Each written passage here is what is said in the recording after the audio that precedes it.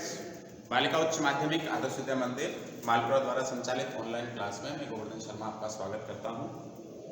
कक्षा 12 भूगोल विषय पढ़ रहे थे और भूगोल विषय का जो 19वां चैप्टर है इंडस्ट्री उद्योग वो हमारे चल रहा था। उसमें हमने दो जो उसके उद्योग हैं प्रमुख लोह इस्पात उद्योग और एल्यूमिनियम उद्योग हमने पढ़ लिया था। उसके साथ ही हमने ये जान लिया था कि उद्योग जो है इनका विकास किस प्रकार से हुआ, इनका इतिहास क्या रहा। लोह इस्पात उद्योग जो है इसके लिए क्या क्या आवश्यक है, पहली बार कौन सी इंडस्ट्री ने इसके अंदर काम किया, फिर इस उद्योग को स्थानीयकरण के कौन कौन से कारक हो सकते हैं और इसकी प्रमुख इंडस्ट्रियां या इसकी जो इकाइयां हैं उत्पादन की वो कहाँ कहाँ पे स्थापित है।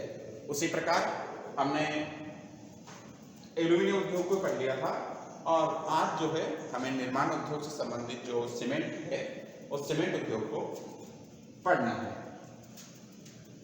लोह इस्पात की तरह ही सीमेंट भी एक आधारभूत उद्योग है। जिस प्रकार भवन निर्माण में किसी उद्योग की स्थापना के लिए हम जिस प्रकार हमारे देश के प्रथम प्रधानमंत्री नेहरू जी ने कहा कि जो लोह इस्पात उद्योग है वो विकास की या जो इंडस्ट्रीज वगैरह होती है इनकी दूरी है या विकास के माध्यम जितने भी हमारे होते हैं औद्योगिकरण की इकाई है उसके दूरी है, उसके चारों इर्द गिर्द जो है सब चीज़ों का निर्माण होता है, मुख्य तत्व है। उसी प्रकार सीमेंट जो है ये भी कंक्रीट से बने हुए कोई भी ढांचा होता है, स्ट्रक्चर जो हमें तैयार करना होता है तो इसमें अति आवश्यक होती है। इस प्रकार जो है ये लोह इस्पात उद्योग के जैसे ही बहुत महत्वपूर्ण है।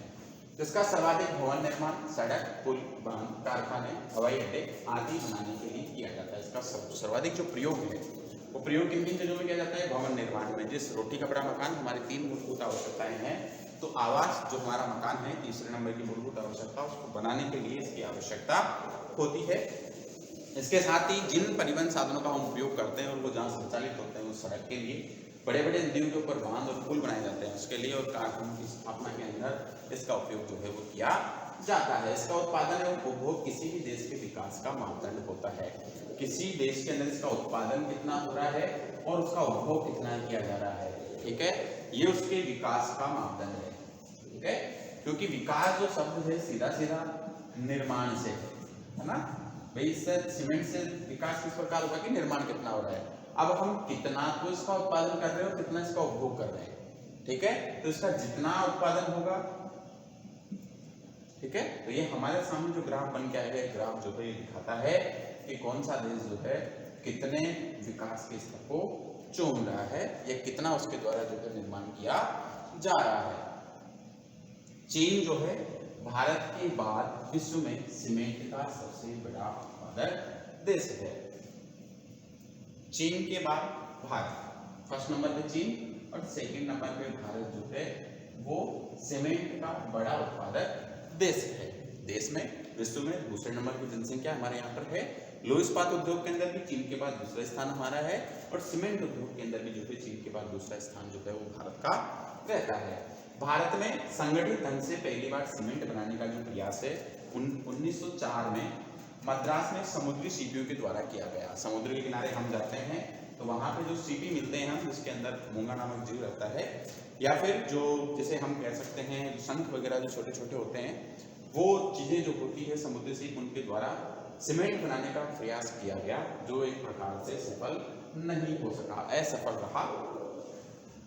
वास्तविक विकास 1912-13 में हुआ जब कटनी मध्य प्रदेश जो खटाऊ कंपनी के द्वारा, इसके बाद लाखेरी राजस्थान में बूंदी में, क्लीन निक्सन कंपनी द्वारा पोरबंदर गुजरात में और टाटा सन्स द्वारा जो है किया गया, स्थापित की गई। इसके उत्पादन जो है 1904 में आरंभ हुआ। 2012-13 के अंदर कटनी जो है मध्य प्रदेश में है, राजस्थान में बूंदी जिले के लाखेरी के अंदर और गुजरात के अंदर जो है क्लीन निक्सन नामक जो कंपनी है इसने पोरबंदर के अंदर कार्य शुरू किया सीमेंट के उत्पादन का। 1919 तक सीमेंट कंपनी जो है इनकी संख्या 19 पहुंच गई। 1904 में शुरू हुआ और 1919 तक जो है इनकी संख्या 19 तक पहुंच गई, जिसका उत्पादन संख्या 1 लाख टन थी। 2 विश्व युद्धों ने भारतीय सीमेंट उद्योग के विकास को प्रोत्साहित किया। पहला प्रथम विश्व युद्ध और द्वितीय विश्व युद्ध जो है इसने भारत में सीमेंट उद्योग के विकास को प्रोत्साहित किया, मतलब इनके बाद जो है भारत में इसका उत्पादन अधिक हुआ। सन 1934 में एसोसिएट सीमेंट कंपनी लिमिटेड ने 1937 में डालमिया सीमेंट ग्रुप ने सीमेंट उत्पादन को सर्वाधिक प्रोत्साहित किया। 1947 तक देश में सीमेंट के कुल 23 कारखाने थे, मतलब स्वतंत्रता तक 1919 में जहां हमारे पास 19 कारखाने थे, 1904 में पहला कारखाना जो ऐसा बन रहा, 1912-13 के अंदर जो है पहला कारखाना खोला गया, ठीक है, कटनी मध्य प्रदेश में। उसके बाद 2 कारखाने अन्य गुजरात में और एक राजस्थान के नाखेड़ी के अंदर। 1919 तक जो है इनकी संख्या हो जाती है 19 और 1947 तक इनकी संख्या कितनी है 23 है। स्वतंत्रता तक हमारे यहाँ पे सीमेंट के कुल कारखाने जो हैं वो 23 थे। स्वतंत्रता के बाद क्या हुआ, स्वतंत्रता के बाद जब विभाजन हुआ तो उसमें से 5 जो है पाकिस्तान में चले गए और 18 भारत में रह गए। स्वतंत्रता प्राप्ति के बाद सीमेंट उद्योग की प्रगति तेज हुई। 1951 में देश में कुल 21 कारखाने थे। 1951 तक, जहां 1947 के अंदर हमारे पास 23 कारखाने थे, विभाजन हुआ तो भारत के हिस्से में 18 आए और 1951 में 3 साल बाद जो उनकी संख्या बढ़कर 21 हो गई। कारखाने थे। प्रथम पंचवर्षीय योजना में 6 नए कारखाने खोले गए। पहली जो पंचवर्षीय योजना हमने 1952 में शुरू की, उसके द्वारा 6 नए कारखाने खोले गए और 1956 में इनकी संख्या जो है 21 से बढ़ के 6 बनने के बाद 27 हो गई। 1960-61 तक ये संख्या बढ़कर 34 हो गई, 7 कारखाने नए और खुल गए। 1990-91 में इनकी संख्या बढ़कर 92 हो गई और यह संख्या निरंतर बढ़ती हुई मार्च 2015 के अंत तक 209 बड़े सीमेंट कारखाने स्थापित हो गए, जिनकी उत्पादन क्षमता जो है 37.83 करोड़ टन, ठीक है। इसके साथ ही 365 छोटे संयंत्रों का उत्पादन जो है 33.63 मिलियन टन है। भारत सीमेंट की जो भारतीय सीमेंट है की तुलना में विश्व में सर्वश्रेष्ठ सीमेंट में से की जा सकती है। विश्व की जितनी सीमेंट है उन सबकी तुलना भारत की सीमेंट से की जा सकती है गुणवत्ता के आधार पर। अब है उद्योग का स्थानीयकरण। इस उद्योग का स्थानीयकरण या स्थापित कहाँ होता है, कौन सी आदर्श परिस्थितियां हैं इसके लगाने के लिए। तो सीमेंट उद्योग में भारी वस्तुओं का उपयोग अधिक होता है। अनुमानतः 1 टन सीमेंट बनाने के लिए 1.6 टन चूने का पत्थर।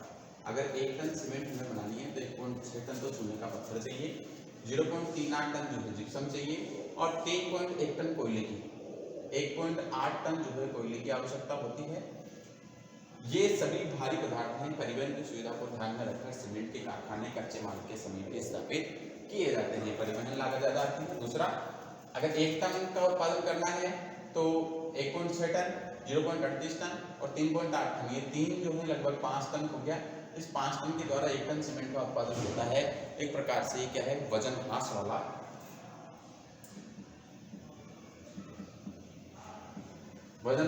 जो है, ये भार ह्रास वाला जो उद्योग है, इसलिए इसके अंदर परिवहन की आवश्यकता ज्यादा होती है। तो परिवहन लागत को कम करने के लिए इसे जहां कच्चा माल होता है उस कच्चे माल प्राप्ति स्थल के पास में ही लगाया जाता है।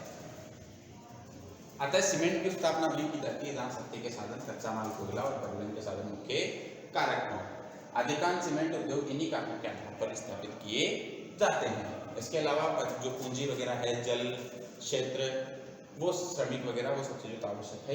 अब सीमेंट उद्योग का वितरण जो है वो किस प्रकार है। भारत में सीमेंट उद्योग का स्थायी जो करण है वो बहुतायत से चूना पत्थर एवं कोयला उत्पादन क्षेत्रों में हुआ है। सबसे ज्यादा जो है इसका स्थानीयकरण कहाँ हुआ है, एक तो जहाँ पे चूना पत्थर मिलता है और जहाँ पे कोयला मिलता है, 2 क्षेत्रों के अंदर जो है इसका स्थापना की जाती है। राजस्थान से लेकर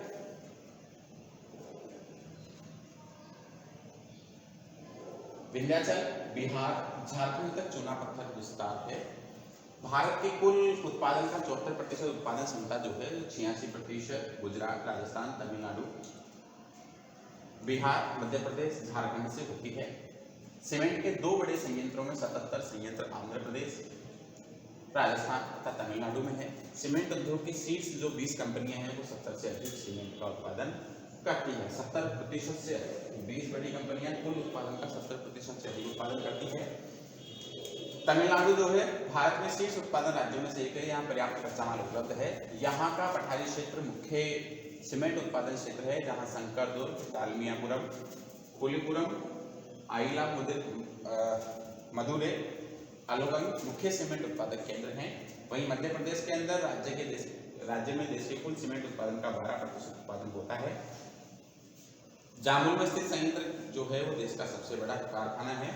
सतना, हेमर, कैसून, गोपालनगर, अंकलतारा, बनियोल, नीमच, ग्वालियर, कटनी, सतना, दमोह प्रमुख सीमेंट उत्पादक केंद्र हैं। ये जो कटनी है, यहाँ पे भारत का पहला सफल सीमेंट उत्पादन कारखाना स्थापित किया गया था 1912-13 के अंदर।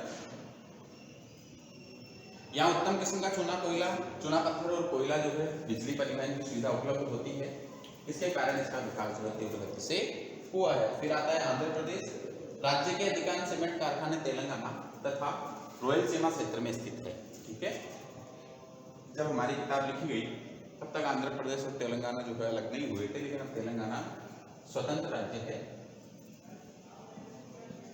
2 जून 2015 को नया राज्य बनाया गया तेलंगाना, उससे पहले आंध्र प्रदेश का ये हिस्सा था।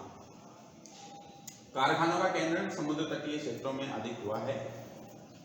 प्रमुख सीमेंट उत्पादन केंद्र जो है उसमें मछरेला, मंगलगिरी, पनियाम, कृष्णा, विजयवाड़ा, तांदूर, मांचेरियल, एरागुट्ला, बगुनीपाली, कृष्णा, पेड़ापल्ली, नलकोंडा, हैदराबाद, आदिलाबाद आदि हैं। वहीं राजस्थान की हम बात करें तो देश में प्रमुख उत्पादन राज्यों में से एक है।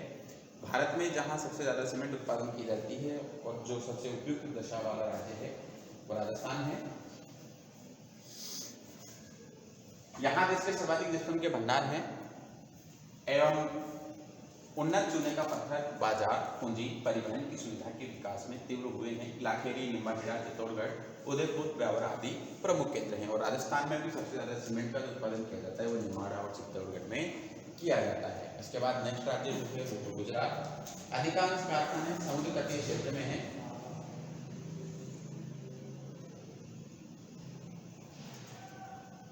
सिक्का जो है राज्य का गुजरात का सबसे बड़ा सीमेंट उत्पादन कारखाना है। पोरबंदर, द्वारका, रनबाव, ओखा मंडल, अहमदाबाद प्रमुख सीमेंट उत्पादन केंद्र हैं। कर्नाटक राज्य में सीमेंट कारखाने पश्चिमी घाट की पहाड़ियों और कर्नाटक पठार पर विकसित हुए हैं। बागलकोट, बाड़ी, भद्रावती, बेंगलोर, कोरंतला, शाहबाद, आमसन, बीजापुर, गुलबर्गा, तुमकुर मुख्य सीमेंट उत्पादन केंद्र हैं। अगला राज्य है वो है झारखंड। झारखंड में चूना पत्थर और कोयला स्थानीय रूप से प्रचुर मात्रा में उपलब्ध है। सोन नदी घाटी जो है सीमेंट उद्योग के लिए विशेष महत्वपूर्ण है। समुद्र कारखाने सिंदरी, डालमियानगर, जापला, खलारी, चादुवासा, बंजौरी का पानी कल्याणपुर में है। उत्तर प्रदेश नवीन उत्पादक राज्य है। उत्तर प्रदेश के अंदर नया नया इसका उत्पादन होने लगा है सीमेंट का। यहाँ के कारखाने नए होने के कारण इनकी उत्पादन क्षमता जो है वो अधिक है। चौपन, चुनार मुख्य उत्पादक क्षेत्र हैं। इनके अतिरिक्त हरियाणा में सूरजपुर, चरखी दादरी, महाराष्ट्र के अंदर चंद्रपुरा, उड़ीसा के अंदर हीराकुंड, राजपुर, केरल के अंदर कोटायम, जम्मू कश्मीर के अंदर पूर्णिया, मेघालय के अंदर चेरापूंजी, मध्य एवं छोटे सीमेंट उत्पादक स्थानीय किए गए हैं। सीमेंट उद्योग की समस्या जो है वो क्या है? प्रश्न पूछा जाता है सीमेंट उद्योग की समस्या क्या है? तो सीमेंट उद्योग की मुख्य समस्या जो है वो इसके अंदर भारी पूंजी की लागत होती है। ठीक है, वजन ह्रास वाला उद्योग है, इसलिए परिवहन जो है उसकी भी आवश्यकता ज्यादा होती है। बिजली, कोयले की उपलब्धता जो है वो अनिश्चित है। माल डिपो की निरंतर कमी रहती है, क्योंकि ऐसा है अगर हल्की सी भी नमी होती है तो सीमेंट जो है उसका खराब होने का भय रहता है, इसलिए बेको की जाती है। तो माल डिपो की निरंतर कमी है हमारे यहाँ पे।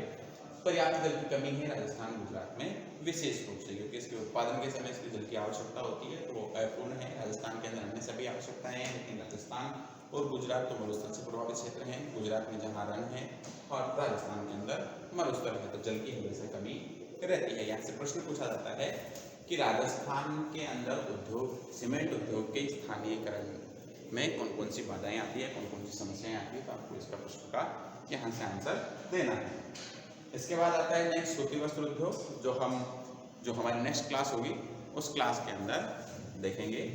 धन्यवाद। आपके सुझाव जो है वो आप कमेंट में दे सकते हैं।